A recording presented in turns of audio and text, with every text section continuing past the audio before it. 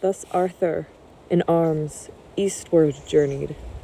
The war awoke in the wild regions, halls and temples of the heathen kings.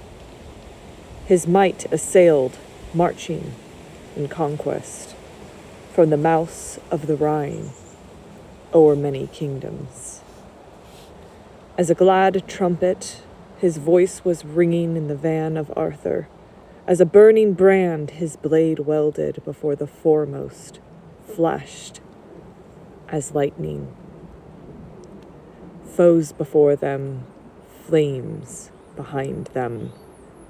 Ever east and onward rode they, and folk fled them as the face of God, till earth was empty and no eyes saw them, and no ears heard them in the endless hills save bird and beast, baleful haunting the lonely lands. Thus at last came they to Mirkwood's margin, under mountain shadows. Waste was behind them, walls before them, on the houseless hills, ever higher mounting, vast, unvanquished, lay the veiled forest. Dark and dreary were the deep valleys, where limbs gigantic of lowering trees in endless aisles were arched o'er rivers, flowing down afar from fells of ice. Among ruinous rocks, ravens croaking, eagles answered in the air, wheeling, wolves were howling on the wood's border.